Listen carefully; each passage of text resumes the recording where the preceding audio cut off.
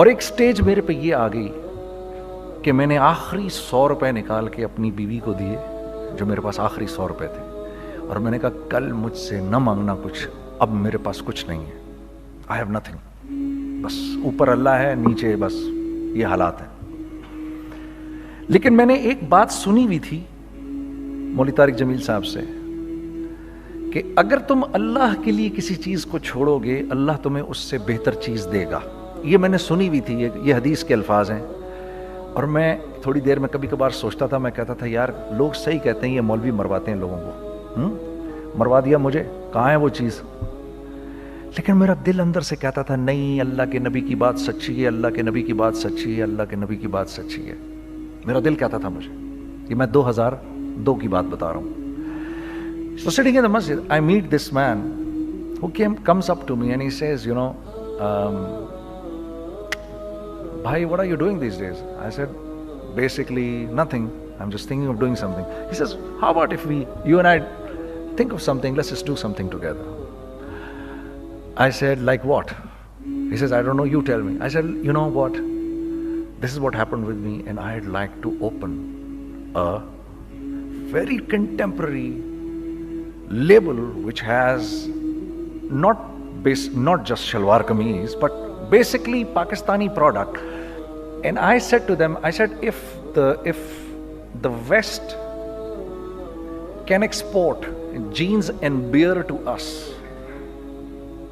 and jeans and t-shirt to us, why can't we export our products to them? ہمارا کیا کوئی culture نہیں، ہمارے پاس کچھ نہیں ہے؟ اس نے کہا ایسی تو کوئی بات نہیں ہے۔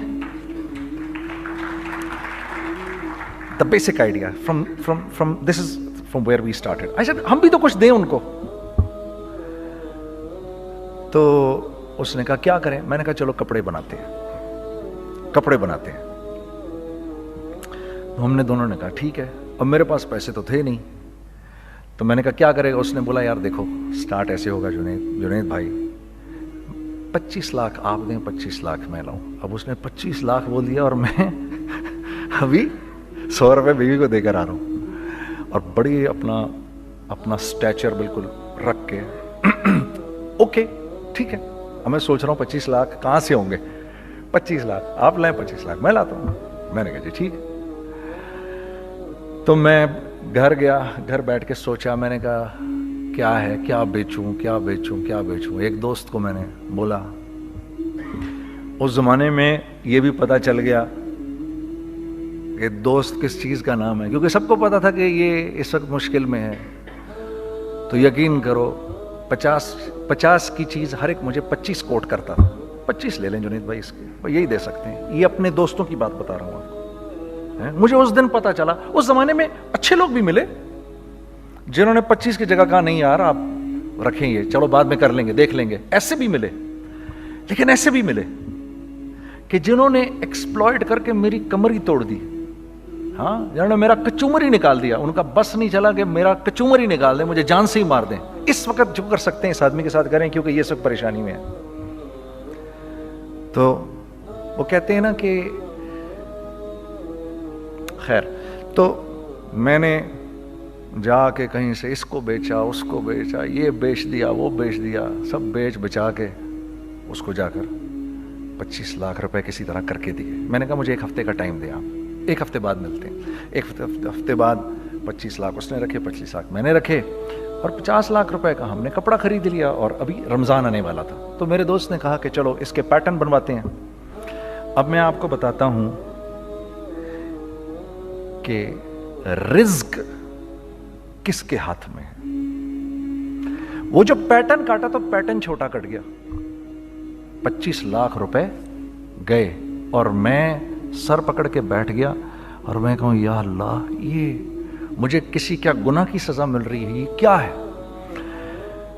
کہ ہم دونوں بیٹھے ہوئے، اس نے بھی سر پکڑ کے بیٹھا ہوا، میں بھی سر پکڑ کے بیٹھا ہوا۔ وہ تو خیر امیر آدمی تھا تھوڑے، اس کے پاس تو پیسے تھے۔ میں نے اس کو، میں نے کہا یار اب کیا کریں؟ کہتا ہے یار فکر نہ کریں، کچھ دیکھتے ہیں۔ اب آئی نو کہ کچھ نہیں ہونے لگا، تباہی ہے، تو کوئی بھی نہیں خریدے گا اس کو۔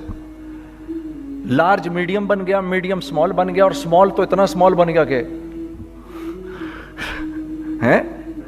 وہ فٹڈ ہو گیا۔ کہ ایک صاحب ملنے آئے ہمیں کہ جی وہ دیکھیے ایک پارٹی آئی ہے بنگلہ دیش سے, ان کو شلوار قمیص چاہیے, لیکن جنید بھائی ان کی ریکویسٹ ہے پیٹرن تھوڑا چھوٹا کر دیں. میں نے کہا یار دیکھو تمہیں پتہ ہے چھوٹا پیٹرن ذرا مشکل سے کٹتا ہے, ٹھیک ہے, تھوڑے پیسے ایکسٹرا ہوں گے اس کے. انہوں نے کہا ہاں وہ پیسوں کا تو کوئی مسئلہ ہی نہیں, ان کو تو بس شلوار قمیص چاہیے پاکستان سے. ہم نے کہا ٹھیک ہے آپ 2 دن بعد آ کے لے لیجیے. تو وہ جو چیز اللہ معاف کرے آج جو آپ لوگوں سے شیئر کر رہا ہوں, جو چیز 500 روپے کی بیچنی تھی وہ 600 روپے کی بیچ دی. جو چیز پورے مہینے بیچنی تھی 2 دن میں بیچ باچ کے, پورے رمضان جو بیچنا تھا سب بیچ باچ کے بیٹھ گئے دونوں کہ اب کیا کریں. سب بک گیا اور پیسے آ گئے. تو اب میں یہ دیکھ رہا ہوں کہ یہ کچھ اللہ کا کیا عجیب نظام چل رہا ہے. تو میں نے اس کو اپنے ساتھی سے کہا دیکھو تم نے میرے ساتھ آگے بھی کام کرنا ہے یا بس ایک یہی کام کرنا ہے. اس نے کہا میں نے آپ کے ساتھ آگے بھی کام کرنا ہے. میں نے کہا تو چلو پھر مفتی تقی عثمانی صاحب کے پاس, ان سے پوچھو ہم کام کریں تو کس طرح کریں. ہم دونوں مفتی تقی صاحب کے پاس پہنچ گئے, مفتی صاحب کے پاس بیٹھے. اچھا میں مفتی صاحب سے میرا تعلق تھا, ان کو بھی جانتے تھے مفتی صاحب. تو مفتی صاحب کہنے لگے بھائی 3 کام کرو. پہلا کام یہ لکھو یہ کاروبار ختم کیسے ہوگا, یہ جے ڈاٹ ختم کیسے ہوگا, یہ لکھو پہلے. دوسرا کام, پہلا کام یہ سب سے آسان ہے, اب اس سے اور مشکل کام وہ یہ کہ عزم کرو اس بات کا ایک دوسرے کو دھوکہ نہیں دو گے تم دونوں, یہ اس سے مشکل کام کہا. اور اب تیسرا سب سے مشکل کام, یہ نیت کرو کہ اس کاروبار سے تم نے لوگوں کو نفع پہنچانا ہے, فائدہ پہنچانا ہے. اگر یہ 3 کام تم لوگوں نے کر لیے تو تم دونوں کا تیسرا پارٹنر اللہ ہو جائے گا.